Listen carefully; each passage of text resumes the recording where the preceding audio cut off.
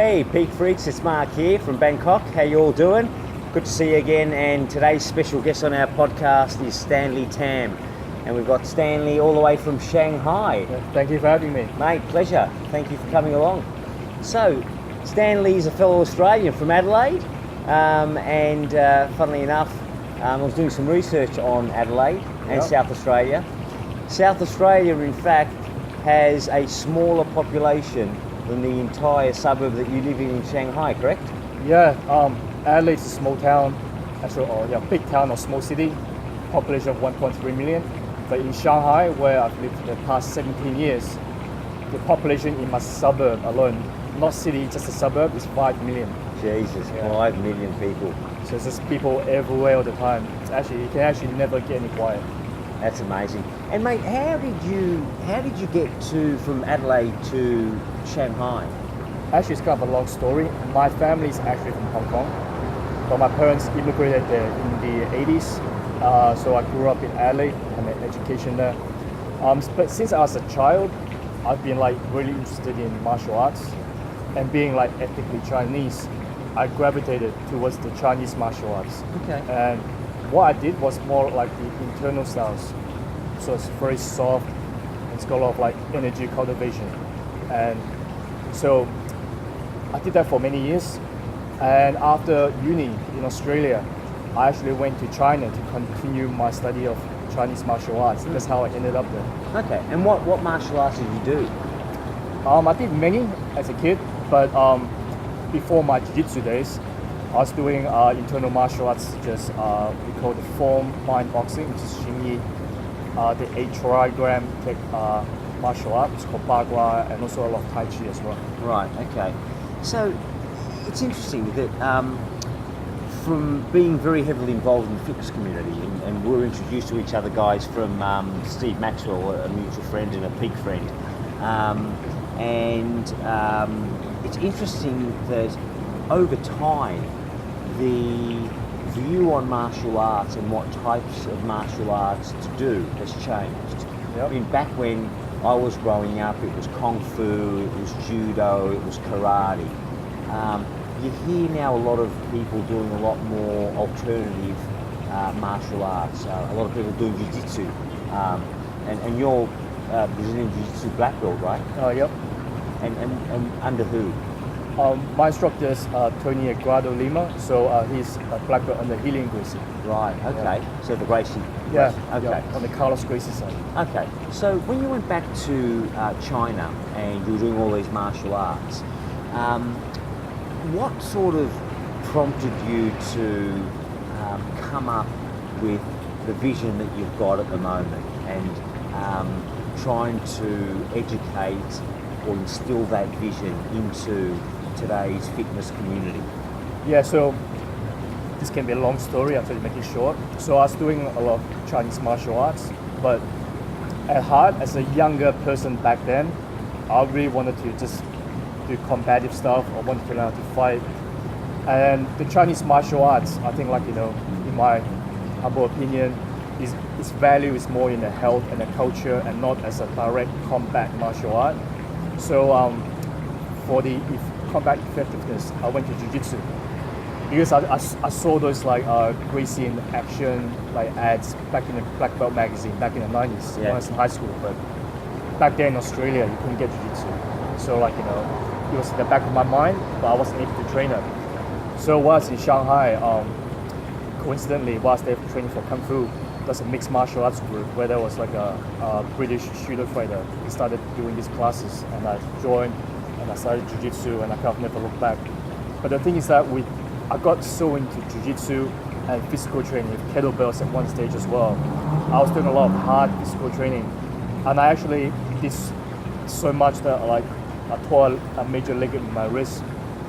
But I kept training, and I had to have 3 reconstructive surgeries, just from wear and tear probably. Jeez. I don't know what it was, I guess it was wear and tear. And then I started feeling exhausted. I was teaching as well, because I run a network of schools in China for Jiu-Jitsu. I was teaching every night, late nights, multiple classes, and training myself and trying to manage the gym as a business. After a while, I felt that my energy started dropping. I needed to sleep. I basically crashed out 4 to 5 p.m. And when I get out, I'll be all dizzy. And I knew something was wrong, but I didn't know what. So I saw a few Western doctors, both in China and back in Australia. They took a lot of blood tests and scans and samples, and they told me there's nothing wrong with me, which I know was not true because I was feeling bad. That's why I went to see the doctor. So when Western medicine wasn't able to help me, I was kind of desperate. I started looking more into natural health, both Western and traditional Chinese. And I remembered a lot of the meditative practices that I learned for 15 years before I picked up Jiu-Jitsu.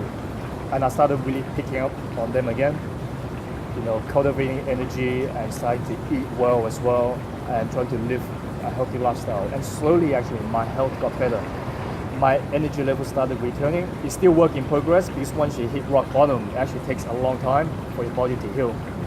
But it does get there, and I found that a lot of these exercises, traditional Chinese exercises and natural medicine really help.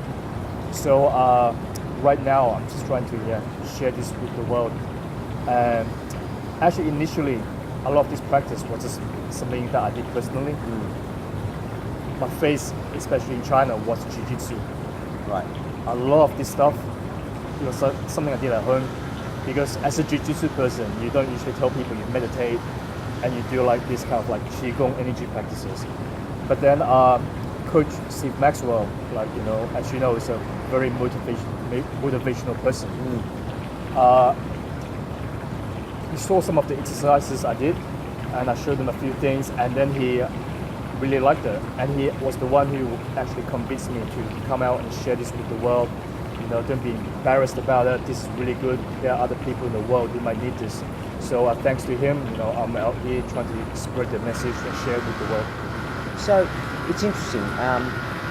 Recovery is one issue, and we'll talk about that. Yep. Overtraining is another issue, and you talk about sleep and nutrition. We'll talk about all that a bit later on as well.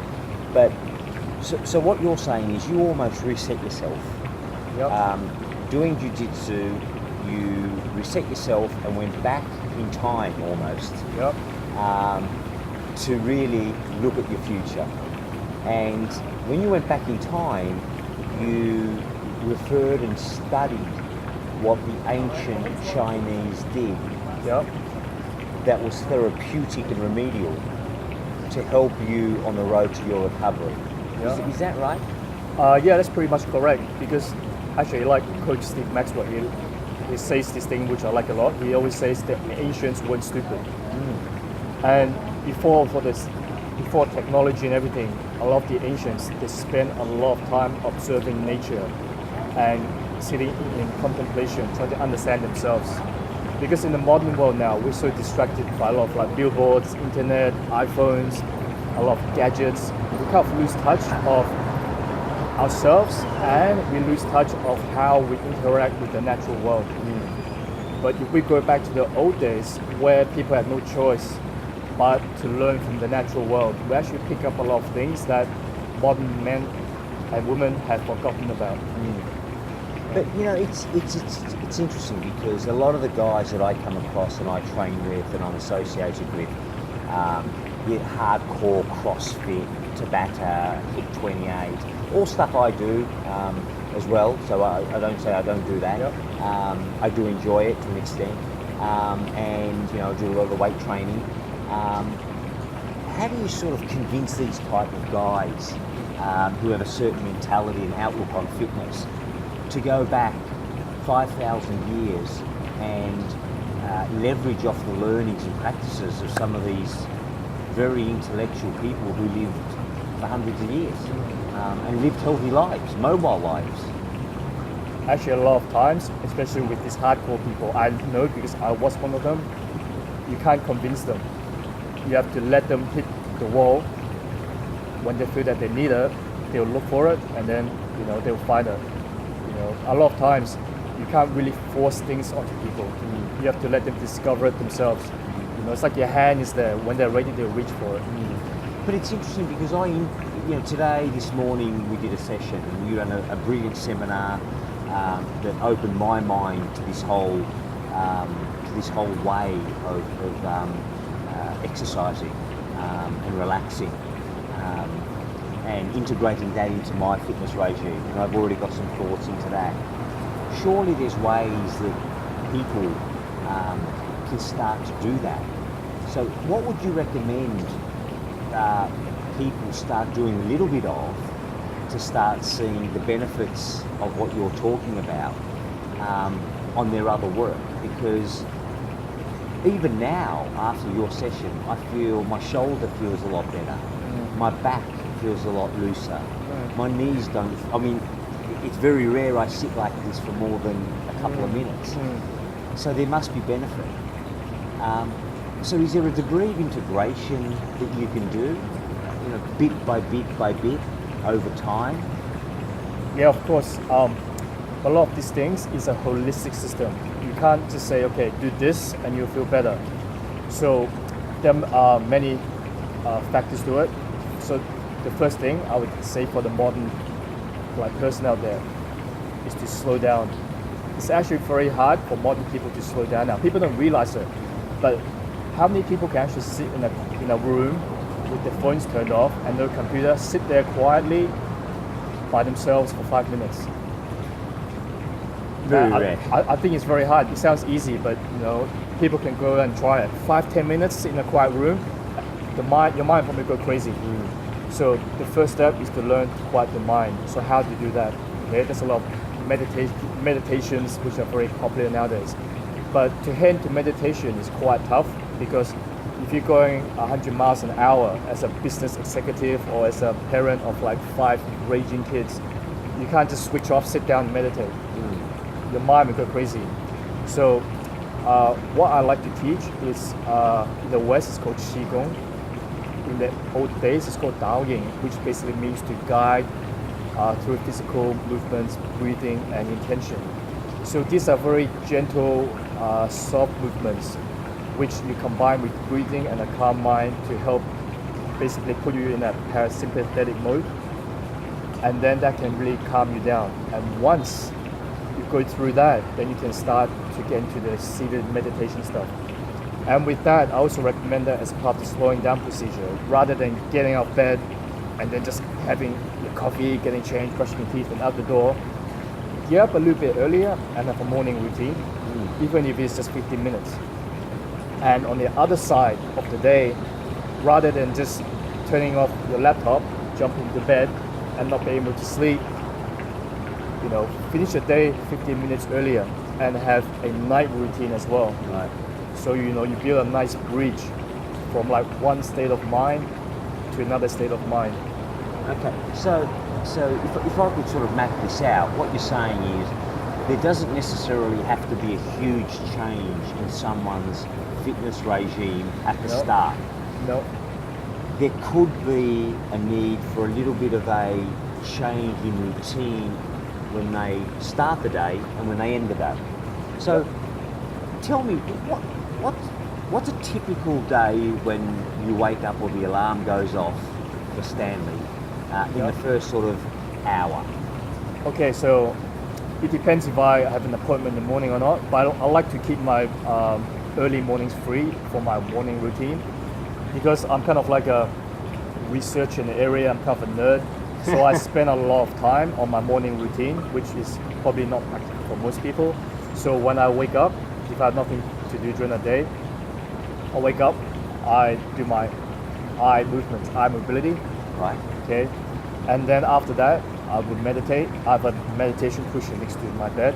I would meditate for up to 45 minutes. Wow. Or sometimes even an hour if I was feeling good that day. And after that, I would go get up. I would have a glass of apple cider vinegar with wheatgrass, just to get the system going to alkaline my body. And then wash up, clean my teeth, go to the toilet, etc. And after that, I would do a routine called hygiene, which translates as Tendon Transformation Classics. It's a 1500-year-old system that stretches your soft tissue, the fascia, the connective tissues, and the ligaments. And at the same time, each of the movements stretches a meridian in the body, which according to Chinese medicine corresponds with the internal organ. So it's like doing performing hygiene for your organs as well. So you wake up, you do cleaning your teeth, wash your mouth, but then you also reset your internal organs. So I do that. And I also do breathing exercise. We call it turtle breathing. Turtle breathing, so like, it's like a turtle. You breathe very slow. Inhale very slow, holding your breath. Exhale very slow, just to get yourself to slow down and start the day on like a very calm note. And then actually I got more after that. I do kind of like detox massage. It's like a metal brush, and then you just stuck yourself over your body. And then after that, I do kind of like male-oriented kind of qigong training, where you do. It sounds weird in the West, but it's kind of like different massages for your testicles to stimulate testosterone production, and similar kind of exercises. And then after that, then I'll start my day. I'll go online, check my emails, and then if I need to train jiu-jitsu, I'll probably do it in the afternoon rather than the evenings. Right. Yeah, so basically you want to get your morning routine in, and my advice is that if you do strenuous exercises do it during the day when the sun is up and not in the evenings. Right, okay. So how about those guys who hit the gym in the morning? Yep. So what's your recommendation for those guys to do some of what you're saying as part of their warm-up or preparation, then do their routine, then go to work? Or are you saying, because most people have normal lives and can't structure their lives around commitments like you and I possibly can. So if you were to sort of give the normal guy, the normal CrossFit guy, 2 or 3 things to do that would take him 15 minutes in the morning, what would they be? Yeah, so I would have a series of short, what we call the Qigong or the energetic practice movements. So you will only take 10-15 minutes, but if you don't do anything at all, and you compare it to doing only 15 minutes, it's still a big benefit. So a good time is after you get up to start the day, some like very gentle movements, to get the energy flowing. And before you go to bed, you use these movements to kind of let your mind and your body settle down so you're ready for sleep. Yeah. So it doesn't take much time, because a lot of people say they don't have 15 minutes in the morning and 15 minutes at night. But how much time do they waste just checking social media and seeing what their mates are doing and watching stupid TV shows? But I think the mindset and the mental barrier, and I'm at fault sometimes with this, is that you don't have to exercise the same way at the same intensity every day. So incorporating 10 minutes of what you're talking about at the start or the end of the day and shortening your Tabata session by 10 minutes is still probably more beneficial than not doing the stuff that you're talking about, correct? Yeah, of course. People ask me how often I train. I say I train every day. They say, yeah, but you're training too much. I say, yeah, no, I'm not. Because most people's idea of training is just bashing themselves, going hard every day. But that's not training. That's like damaging your body and putting yourself into a fast aging mode. Training also includes softer regenerative healing exercises. That's also training. Because rest doesn't mean I have to train hard. I'm just lie on the sofa, lie on the couch, drink a beer and watch TV. Yeah, that's rest, but in my opinion, that's not the best way to rest. The best way to rest in the West, I think, is called active recovery. But people don't know how to do active recovery. You can go for walks and stuff, but personally, I prefer to use the old Chinese traditional exercises, which has been proven over time to benefit and to heal a lot of people. So, for example, you wake up during the day and you really feel bad, you don't feel like training. You can shorten your training or just replace the whole hard training session with regenerative exercises, and that counts as training too. So you've not only got your kickstart traditional exercises that you've just mentioned, you've also got your active recovery traditional exercises, and then you've got your night traditional exercises. Yeah, so I do a lot, but I'm on the extreme side. But when you're talking about training, like when to train hard and when to take it easy. You're going to be holistic about it. You need to look at the time of the day and the time of the month as well. So I know a lot of people, they go to the gym 7, 8 p.m. and then they train hard, they go home and they go to sleep. But if you look at how the natural world works, the sun rises. Actually, at midnight, that's when the yin energy is the highest. That's when the sky is the most dark. At 12:01 midnight, the yin, the light starts fading, and the yang starts growing, and the sun starts coming up. Okay, and then by the time we reach 6 or 7, the sun is up. So to be in accordance with the natural world, we should try to exercise during the yang time. So basically when the sun is coming up, Right. yeah, up to noon. At noon, that's when the yang energy is the highest. Right. And after noon, the sun starts going down and the yin energy starts coming up. Right. So try to exercise when the yang energy is up, so you have more energy to train and you have more energy to recover. But if most people train in the late evenings, that's when the yin energy is predominant, and that means that you should be resting. Yin is kind of like resting, kind of inactive. You should be at home, slowing down, resting, reading a book at a time. Yeah. So in my opinion, if you look at the ancient wisdom, a lot of the people in the modern world, they got their training times the wrong way around. Yeah, and it's interesting how 5,000 years of Chinese heritage has worked this out. Yet even now, when you go onto websites, there's so much contradictory content about what happens to your hormones if you train at night. When do you get better performance? Is it in the morning? How does your muscle recover if you go to sleep 5 hours after you train versus 1 hour after you train? There's so many contradictions on that stuff, but you put it so basically and it's so proven, yet my sense is we move so far away from the basic principles of what we found in ancient times, and it's actually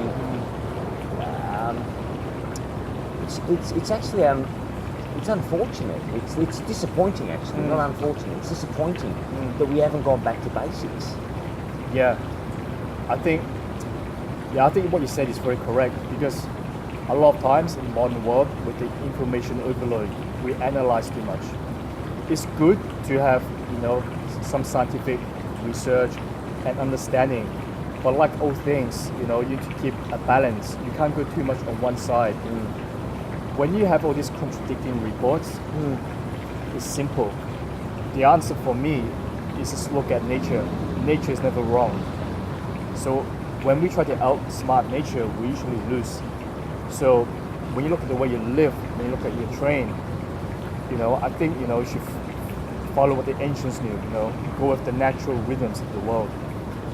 If the moon affects the tides, and it affects what my mate's a fisherman in Australia, it affects how much fish he catches, it affects a woman's monthly periods. It's going to affect the way you recover, and it's going to affect the way you train. So I schedule my training sessions according to the lunar calendar. So depending on whether the moon is kind of like coming up, whether there's a full moon and when it's actually going down. Okay. How does, and that makes a lot of sense. So what we're saying really is the moon, in terms of nature, is the axis. It's pivotal to almost everything that we do and every reaction that we get. Yeah, it sounds a little bit out there, but it's actually, if you think about it, it's actually quite scientific. Because the gravitational pull between the sun and the moon, and the sun and the rotation of the earth, it actually has all effects on us. If it affects the tide, and we are made of mainly liquid, it's going to affect the way like our hormones and our blood and everything, it circulates. And for example, at the session we did today, normally at the end of like the external physical exercises, I will probably put a mini workout together, so you guys can get a feel of the the intensity. of the workouts. But today is actually the last day of the lunar moon calendar, Right. which means the yin energy for the month is at its peak today. And so today is a day that you should not train hard. You should be recovering.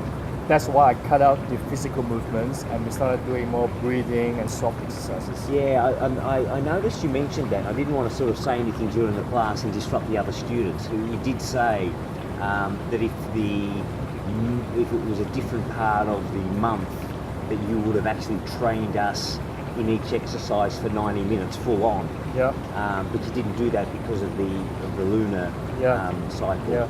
That's very interesting. So how do you link nutrition? I mean, that's fitness, and you know, if you're serious and committed, then you'll really look into some of this stuff that you're talking about. Yep. Because to me, it's starting to make a lot of sense already. Yep. And I haven't really done a lot of research or spoken to you, but again, it makes a lot of common sense. Yep. How does nutrition play a role in all of this? Well, I think a lot of people know nutrition is quite big. That's how we energize ourselves. So from a Western perspective, you know, you need the necessary micronutrients for your body to operate at its optimum levels. And from a Chinese perspective, when you talk about qi, post-birth qi, like after you're born, the qi, a part of it you get from the air you breathe, and a part of it you get from the food you eat. So how do you get good qi, or what we say good energy from the food? You have to eat, like, you know, fresh, organic, in-season foods. So the West and in China, the traditional medicines, they actually say the same thing but in different languages. So I think like most people would know that, you know, eating processed junk foods will be bad for you, and you should be like, you know, getting a lot of greens, a lot of like fresh vegetables in. So I think the two sides of the world have the same ideas, which is nutrition is very important. And if you talk about specific diets, I think there's no one diet that fits everybody. You just have to experiment to see what really works for you. So you're saying that if tomatoes are in season now, Yep. then and they're healthy and they're organic, I should eat tomatoes.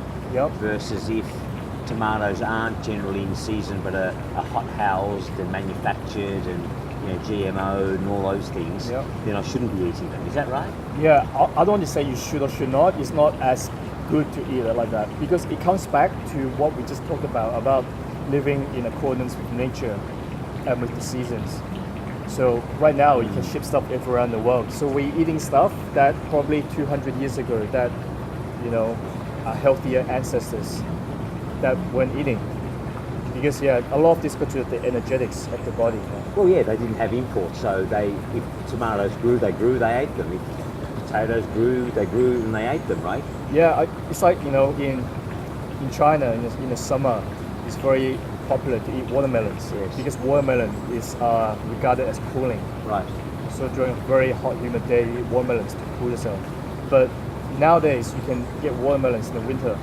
And if it's freezing cold and you're putting cooling foods to the body, what does that do, right? It's already cold and you're making yourself cold. Then you'll be like, you know, then your constitution will be very, very cold and you'll be getting shivers, cold hands and cold feet, and that's not good for you. So that's a great example of where the ancient people came from to where we are now. Yep. And how we're not abusing nutrition, but maybe misusing it to some extent. Yeah, I think right now, you know, we have to take the best of both worlds, because right now we know exactly, you know, what's in the food, what micronutrients are there, and we have so much stuff, plentiful like food supplies. We have a lot of options. You know, we should go out there and choose what's good for us and understand what we're putting in our bodies.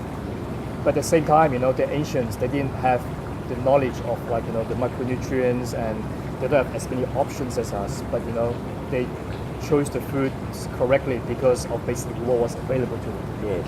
And that links back to the moon and the sun. Yeah, and, yep. you know, Because the foods grow in season according to the climate. And Yes. the climate is controlled by the Earth's rotation around the sun. Yeah. So it's all linked together. Yeah. And So obviously nutrition is very important. Sleep. How does sleep fit into this? What I would call ancient way of looking at things, but in my mind, I think is going to become the future. Yeah, I think a lot of people realize how important sleep is. Maybe some people don't, because a lot of people stay up all night on their computers or in the pub, kind of wasting precious hours when their body should be recovering. Yeah. So it's actually quite a broad topic. So basically from 10:30 to around 2 a.m., your body is repairing physically, and from 2 a.m. to 6 a.m., your body is repairing psychologically. Right. So basically, if you sleep at 2 a.m., your body just missed out on a lot of the physical regeneration. Right. And if you look at Chinese medicine, the gallbladder and the liver system starts to be active after 11 p.m. After 11 p.m. to 3 a.m. And so we know that the liver and the gallbladder system is actually responsible for detoxification. So if you sleep late and you missed out on those hours, that means your body missed out on the chance to fully detox. Okay. So what is the ideal? I know you go to bed early. I go to bed early. Yeah. I rise early. You rise early. I do my stuff in the morning. So do you. What's the ideal? If you could recommend an ideal sleeping time to be in bed and fall asleep and waking up, what would it be? For an active, and when I mean active, I mean either an active person at work who's a carpenter, a labourer, or an active gym guy who may be a CEO but goes to gym for an hour and a half a day, does a hard workout. Yeah, so in our ideal world, you should be in bed by 10. At the latest, you should be asleep by 11. It's at 10 o'clock, that's when, as we discussed, the cycle starts. But the problem is that in today's world, a lot of people have trouble getting to sleep. It goes back to what we talked about. You have a busy day, going 100 miles an hour, and then you go to bed and you try to switch off. Man, it doesn't work like that. It's impossible. It's like slamming on the brakes at the traffic light while you're going 100 miles an hour. It's not going to work. Yeah. So, what's a good thing to do? It's before you go to bed, before you actually lie down. So go to bed, read your book or whatever, turn off the lights. Now, when you turn off the lights, don't go to sleep. Sit on your bed, okay? Close your eyes, calm down, and slow your breath. Okay, just put your mind in a state of rest. Be mindful of your breathing. And then what you can do, you can massage each of your fingertips. Okay, slowly maybe spend 30 seconds. If it hurts, you can just spend a little bit more time to work on it. Work on each What one. do you mean? Massage before. Sometimes when you press on the toe, it actually hurts because on Is that our a sign of something? yeah, because like if you look at the foot reflexology, there's a lot of the organ, the kind of the correspondent signs on the bottom of your feet. Right. Yeah. So, for example, a lot of times when the toe hurts, it corresponds with with like some mental or some brain, Okay. I wouldn't say like issues, but something's not balanced. Yeah. So just massage each of your fingertips, spend a little bit of time working them, in the calm, in the dark, and then your toes as well, each of your toes, Right. each of those, okay. Yeah, and after that, then you lie down, and then you can make an affirmation, kind of like, today was awesome, tomorrow is going to be an even better day, and then you go to sleep. And then today at the workshop, we talked about different sleeping postures, different ways to rest lying down so we can regenerate energy. So before you sleep, just try that, So basically it's going from daytime stress and then putting head down the pillow, have something in between. Okay. Yeah. All right. Can I just talk a little bit about maybe the posturing, because there's a lot of the biggest issue I get coming across my desk in the fitness world is sleep, nutrition, and exercise, and there's a lot of conflict around sleeping. what would be an ideal, and maybe I'll go over there and get a towel for a pillow. Could you maybe just demonstrate what an ideal position is for generally most people to sleep? Okay. Yep. But second, you raised an important point today where people find it very hard to relax. And I'm one of those people. I'm a very energetic, enthusiastic, fidgety person. It's very rare you'll see me stop moving. I can't even speak without using my arms and moving my legs. So can we just cover off two things for our viewers, because I think it'll be of enormous value. First being sleeping postures. Yep. And resting postures. Yep. But also some relaxation postures in terms of standing. Yep. Because I found that very interesting today. So if you can give me a minute, I'll just grab some towels, Okay. and then we can Okay. hit the grass. Yep. Just give me a minute. Yep.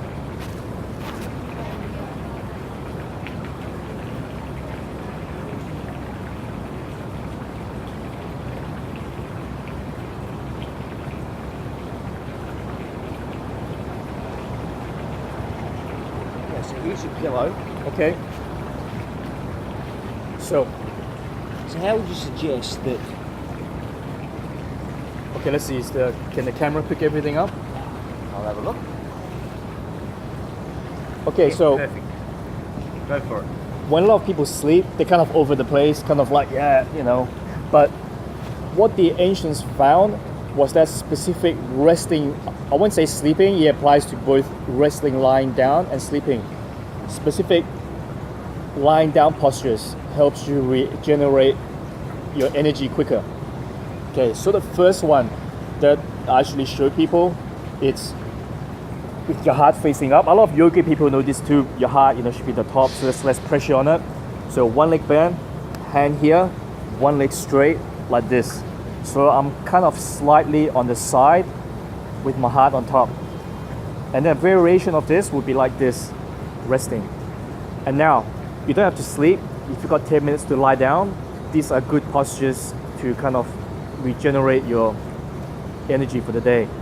And another one that I like to do when I sleep is that I sleep on the side like this. Okay, so I wrap one around the shoulder, the other hand here. I sleep like this. This is actually so comfy. Every time I do this, I just want to go to sleep. Well, when I did it today at the workshop, I felt like sleeping straight away. Yeah, it looks like you were almost sleeping. Yes. So these are like very good, like natural postures, and that's good for like regenerating energy. There's a lot of times when people just sleep over the place like that. If you look at my arms and legs, they're over the place. Your energy is kind of dispersed. It's like a bag of loose chips everywhere. Yes. You want your energy to gather, so you want specific postures. Right. So everything, the energy can consolidate. Does that make sense? Yeah. So really, it's all about centralization of energy. Yep. When you're resting and sleeping, which is a large degree of the success of the quality of the sleep. Yeah, so I wouldn't say this is just sleep. A lot of this, I think we're dealing with energy, whether we're sleeping or whether we're awake. Yeah. Yeah. Yep. Okay. So how about that's sleeping when we're that's postures when we're resting and sleeping. Yep.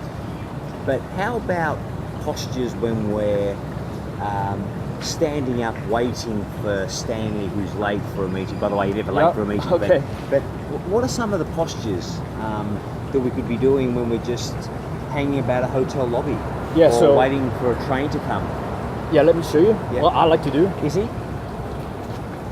Yeah. Okay, so I love it. You don't need to be weird about it in public. You do something kind of, subtle, so people don't pay attention. So I love it. It's just not posture. Posture is one thing, but you have a correct posture, so you're comfortable, so you can relax your breath and relax your mind. So don't forget, your mind.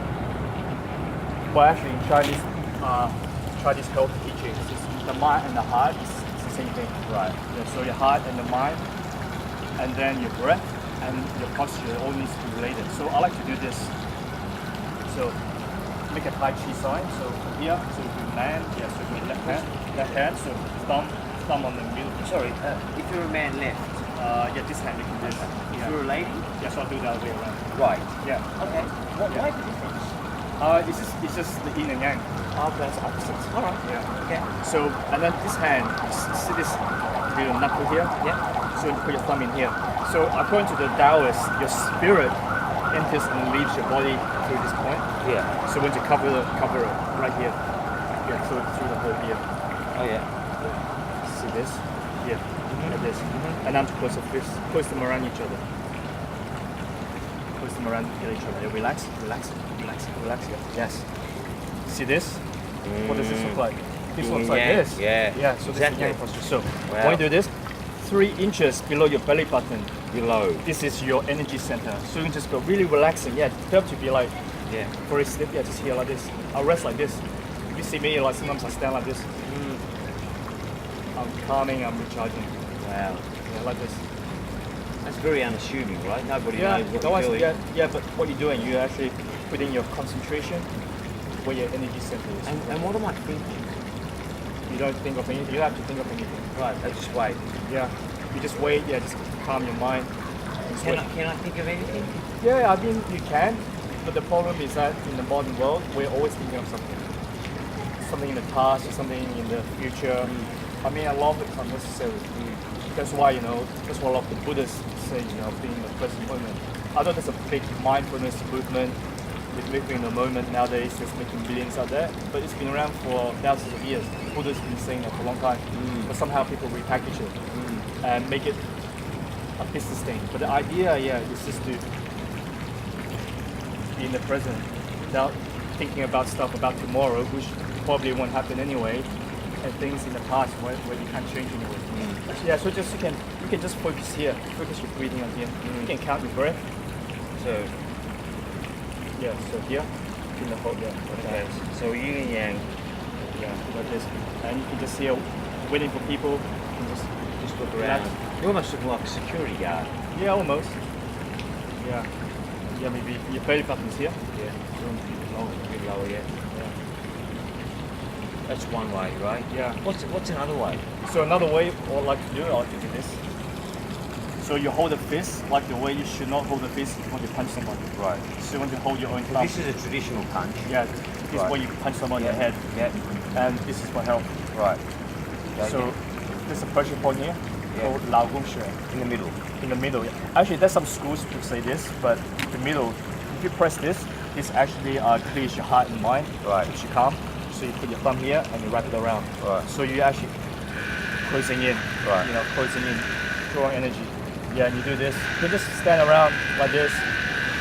You get nervous, or like if you got you're panicking, you got like a small anxiety attack, Just clinching. Do you clinch? No, don't go like this. Just rest natural. Don't squeeze. Right, don't squeeze. Don't squeeze. Some exercises, what we do, we squeeze and we progressively relax. Yeah. But if you're just standing around, sitting down in the office, it's actually quite calming. Okay. Otherwise, you're like fidgeting and getting nervous. And yeah, and they're two simple things that you can do. I'm doing it now talking to you. Yeah. And, Very and- simple. Yeah. Excellent. Anybody can do that, man. This is some very old knowledge that has been mostly forgotten today. Now, question for you. In both poses, my thumbs were throbbing. My hands were throbbing. What's that a sign of? Is that a sign of anything? Well, it could be because you have too much tension and because you're too tense in your arms and your body. Actually, it's actually normal. You know how when people are tense, they're like nervous tension, they shake? That's the thing, a lot of people in the modern world, they can't relax. They think they're relaxing, but they're not. Right. I've taught many classes where I tell people to relax. I say, guys, relax. And they're like, yep, I'm relaxed, Dan. I'm Yeah. relaxed. I say, no, you're not. Yeah, I am. I'm relaxed. I'm so relaxed. People don't know. They carry a lot of tension in their bodies, especially the shoulders and the hips. Yeah. And what this translates to is translation of the neck. Yeah. So you want to be very relaxed, especially the hip as well. And when you relax, you should not have that kind of like shaking. That's Yeah. usually from tension. Well, it wasn't until you were sort of feeling me today, like this session, where you could say, Mark, you're not relaxing enough. and then you'd relax. Oh, then you know, yeah. Yeah, so it's almost an automatic instinct that you sort of tensed up. Yeah. Okay, cool. That's useful. Going back to sleep for a minute, and it's interesting about the times of sleep. Yep. And what happens to your body during those times of sleep.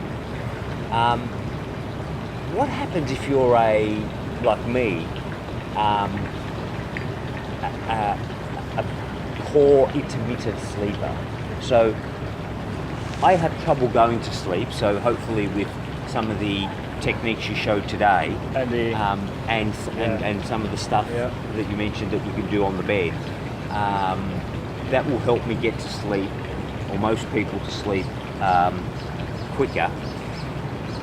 But I tend to wake up every several hours, and I generally wake up between, so I go to bed at 8, wake up at 10, wake up at 12, wake up at 2, wake up at 3, and then sleep till about 4.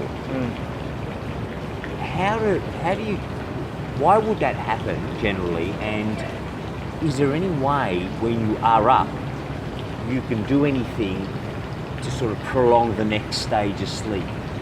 Yeah, I actually, without getting into like a lot of specifics, I want to say something like kind of general which would apply, because I think you're a type A personality. I can tell, you know, you go getter, you want to get things done. A lot of it, you have a lot on your mind, right? You probably think a lot of stuff, a lot of projects going on. Yeah, so it all comes down to quieting your heart and your mind. The old saying, there's a saying, before you rest your eyes, you rest your heart. But how many people actually rest their heart before they close their eyes to go to sleep? Yeah. So it all comes back to calming down and going to sleep. So to sleep well, another thing is that you need to have a cool head and warm feet. But a lot of people have the opposite now. They're thinking so much, they're all the nervous tension. They have a hot, in the West it's called a hot head, right? You're hot-headed. Yeah. Yeah, and a lot of people get cold feet, and it's the opposite. Yes. You want to have, so to sleep well, you want to have warm feet and a cool head. So a cool head you get from what I said before, calming down, meditative practices. To help you sleep, you can try tonight to keep your feet warm, is to soak your feet in like kind of not hot, but kind of like warm to hot water for 10-15 minutes before you go to sleep. You can even put some like Epsom salt or something in there as well. When your feet are warm, go to sleep, your quality of sleep will improve a lot. Give that a try tonight. I will try that tonight. Socks? Yeah, if you're cold, you can wear socks, but for me, I feel it's not very comfortable to wear socks in bed. Right. But if it's cold, that's one way to keep your feet warm. Yeah. And how about your extremities, like your fingers? Are they generally better off cold, or? Well, each extremity corresponds with an internal organ here. Yeah. So basically, you've got the lung, large intestine. You've got the pericardium.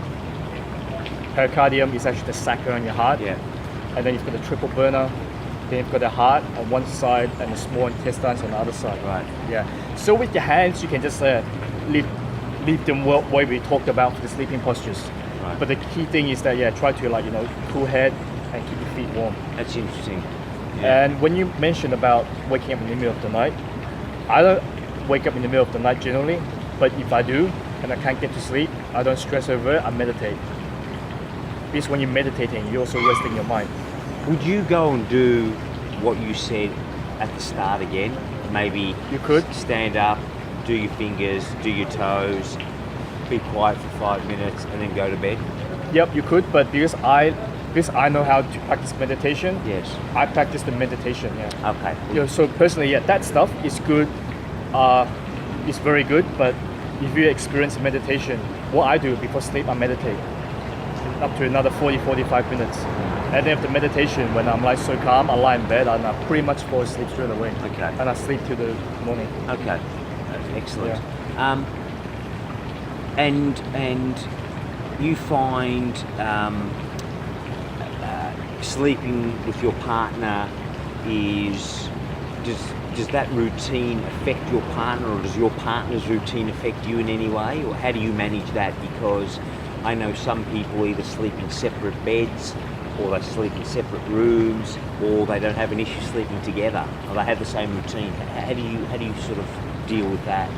Yeah, so my wife is into health and fitness too. Right. So over time, she started like picking up my routines. So when we wake up, we have the same eye mobility routine. She also picked up meditation. She also picked up, the set where you're like, stretching your connective tissues. And yeah, so we pretty much do the same thing. And even if she doesn't want to do the thing, she knows that I do it, and yeah, that's fine.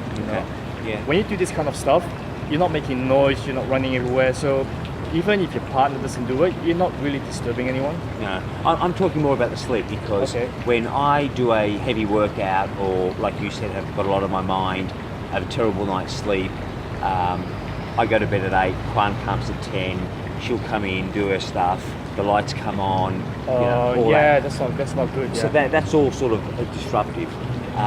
So sometimes we sort of sleep in separate beds, sometimes we sleep together. It just depends how the stars align. But I'm wondering if you do have that issue, then I think you've got to manage that as well, because that must impact how you sleep. Yeah, for sure. It comes back to, in the big picture, we talk about living in harmony with humans and nature. In your home, it's kind of like a smaller version of the earth. Yes. So with your family, you have to live in a way that you're in harmony with each other. Yes. So we basically, my wife and I, we go to sleep at the same time, and we kind of wake up at the same time. But if I'm sleeping and she's like playing with the lights and stuff, man, that's like disharmony, right? And when you have disharmony, things will start falling apart. Yes. So try to I think it's natural for most people, after they've been together for a while, for them to mold together. And if they can't, people generally break up early on. But if you've been together for like a few years, I'm sure that your routines have somehow harmonized. Yeah, I think it's either routines have harmonised, or, to be totally frank, I know we're digressing a little bit, a strong relationship builds appreciation and respect for the other person, and what their objectives are, and what they're trying to achieve in life, and what makes them comfortable and doesn't disrupt the partner. And I think you can get harmony by respecting and appreciating each other, and helping each other try and meet people, their goals. And maybe couples should be looking at some of that type of stuff as well, that will help them in their fitness and their sleep and their nutrition goals. Because eating's the same. I have a separate kitchen, I have a separate fridge, I do my own shopping. We've talked about that before, most of our money goes on shopping, on food. I cook myself. Kwan's the opposite, but we respect that, and we carry on, and we're happy like that. It helps me and helps her. So I think there's got to be that mutual respect. So you guys, although you have different routines and stuff, but you guys have harmonized in a different kind of way. Yeah. So there are many ways towards the same goal. Yes. Yeah. Everyone, look, we both want to sleep well. We both want to be happy. We both want to be healthy. And lastly, as Steve says, you'll look good. Whereas most people want the other way around. They want to look great and stuff everything else. For sure. But anyhow, one thing you said before, and I don't necessarily want to go into major detail on it, but it's something that I think is really negatively impacting the industry, hurting people mentally and physically, and is detracting them from the value of this stuff that we're talking about.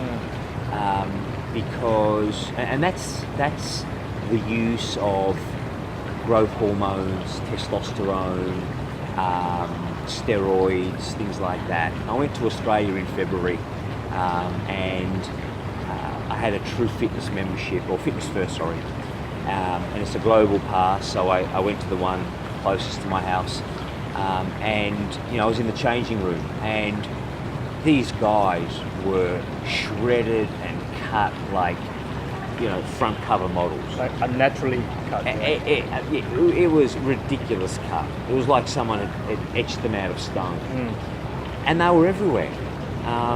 So I spoke to a couple of my mates, and everybody said, look, they're all on the gear. They're all on growth hormones. They're all on testosterone. You talked a little bit about some ancient techniques that help men with their testosterone, naturally with their testosterone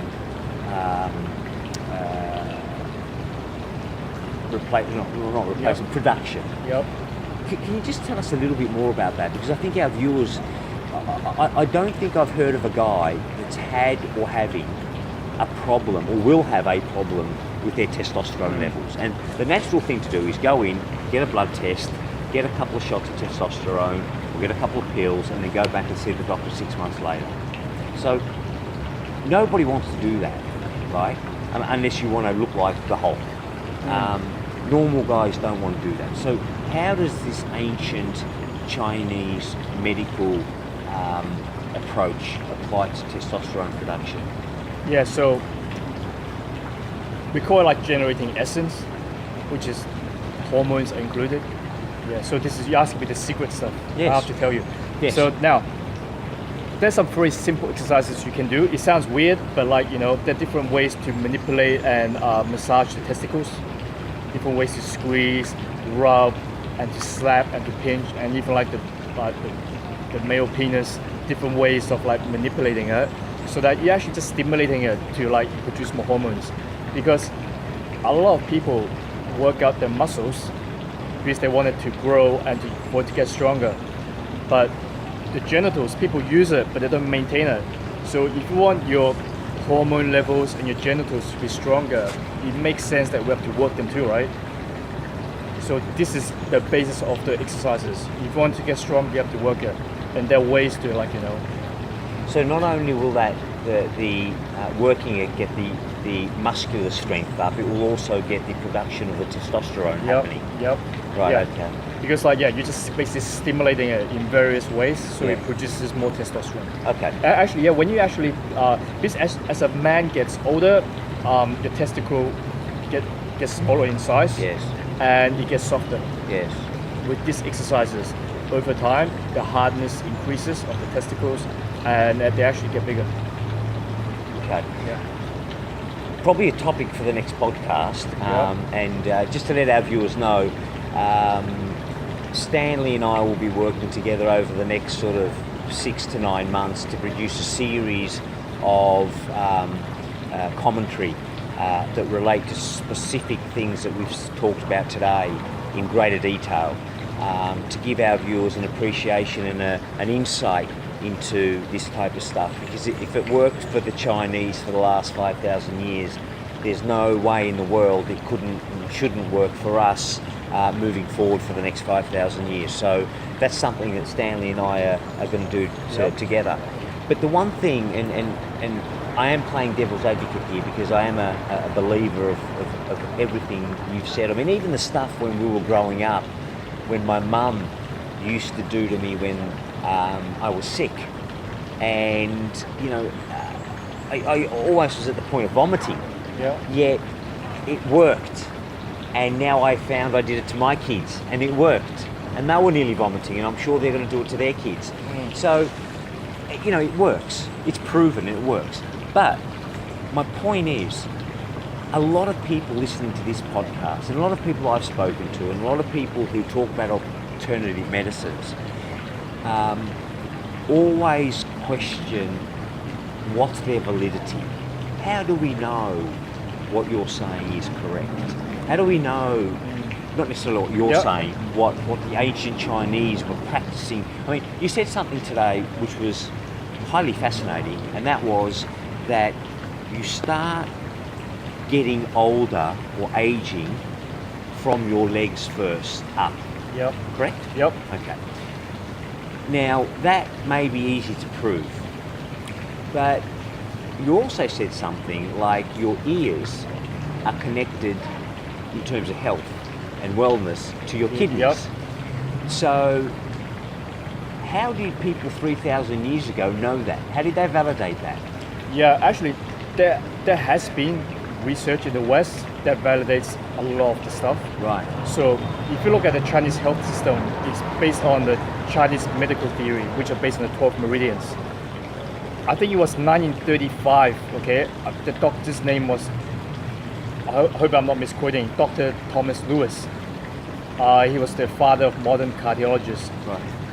He actually published a report in the Journal of New England, Medical Journal of New England, saying that he found a new system within the body that was different from anything the Western medical world knew. And that system actually was along the lines of the Chinese meridian system. Wow. But at that time, because he was so unorthodox, people kind of put it aside. Brushed him off, yeah. And it was never mentioned again.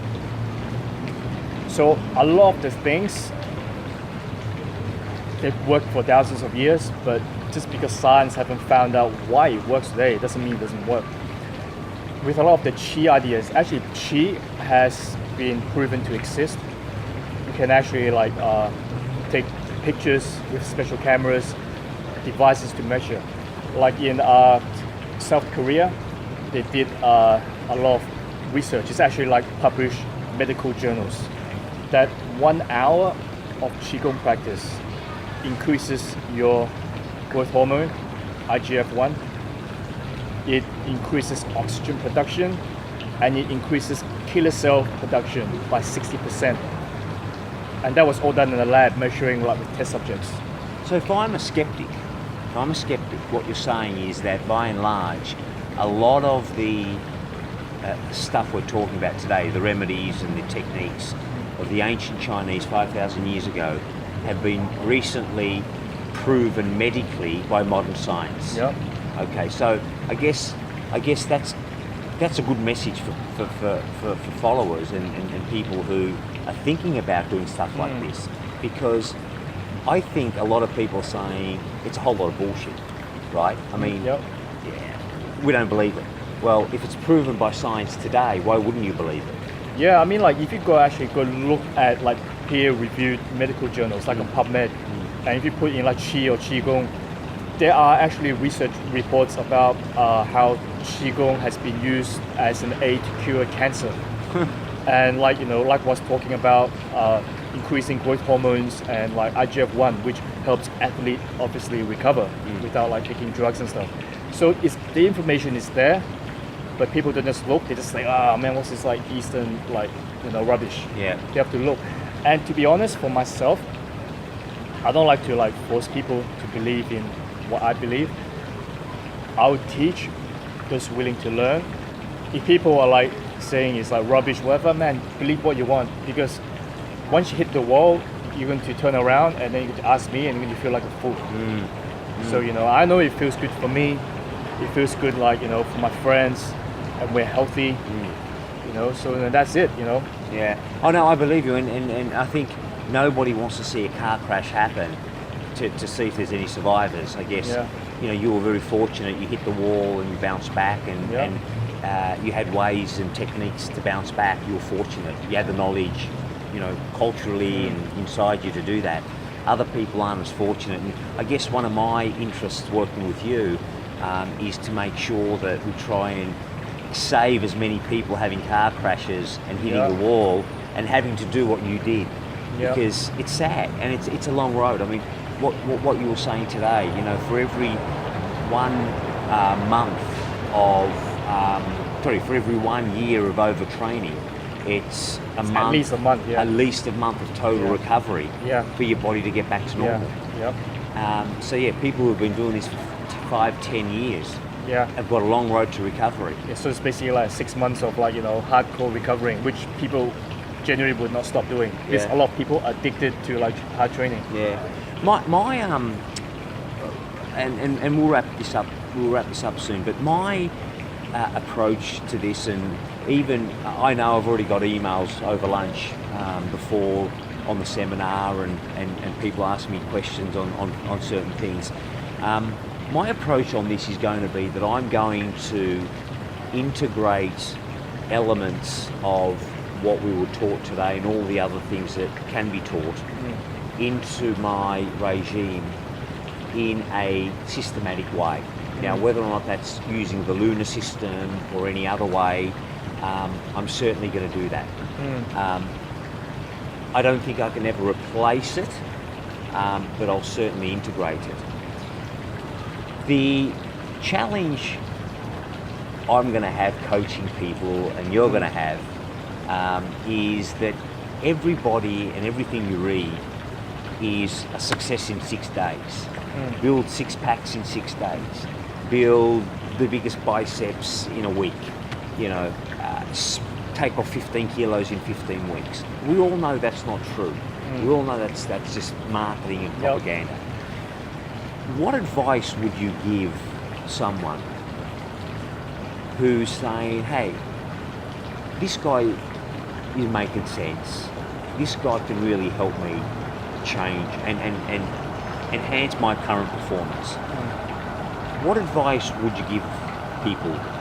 Just some nice, simple advice about how to go about embarking on the journey. Because this ain't going to happen in 6 weeks. The benefits won't come in 12 weeks.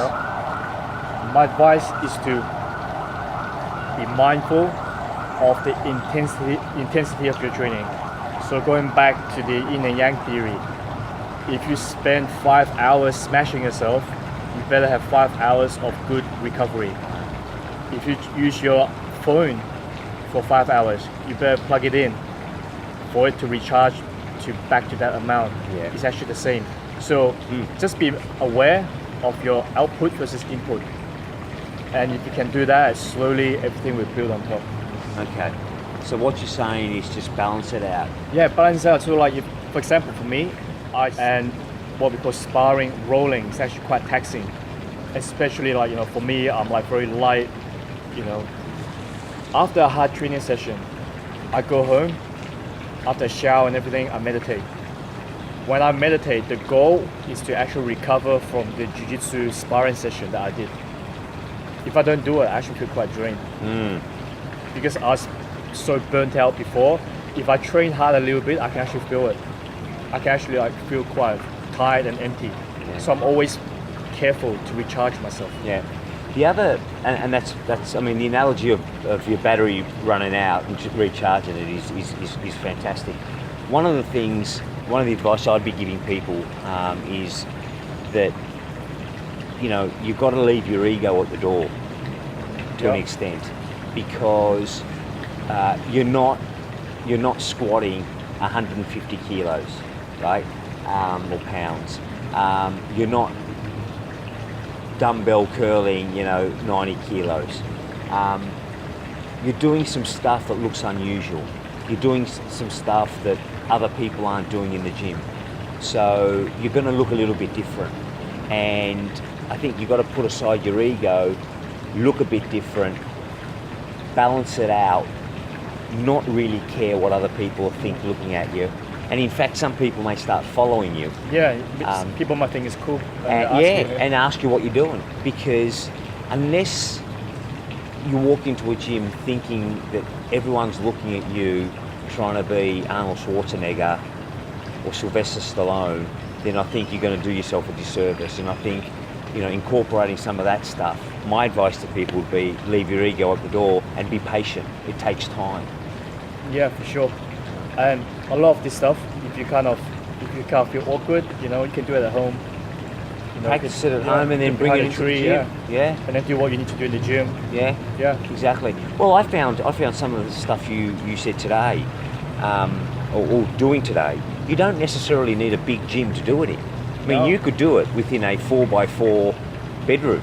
Oh yeah, for sure. You don't really need anything. You could master it at home and then bring it into the gym and look great. Yeah, I think with external physical training and the internal recovery, if you know how to train, you can train anywhere. Yeah. You don't need a lot of space or fancy equipment. No, sure, absolutely. Mate, I know we're going to do some work together in the future. In the meantime, I know you've got a busy schedule. You're going around to several places, some with Steve, some by yourself, running seminars. You're also finishing off your naturopathy degree, which is excellent. But how do people get in touch with you, and how do people find you and get more information about you? They can go to my Facebook page, which is the Tao, T-A-O, the Tao of anti-aging and mobility. Okay, let's That's say the that best way. a bit slower.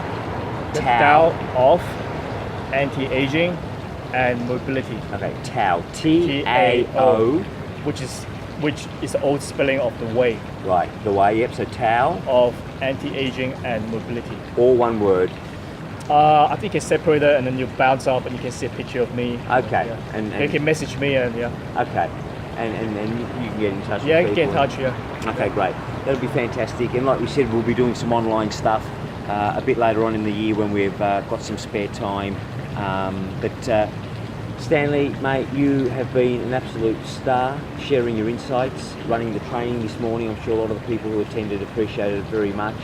Thanks for being on the program, Thank you for having me. and hopefully we'll see you very soon. For sure we will. Okay. See you guys. Okay.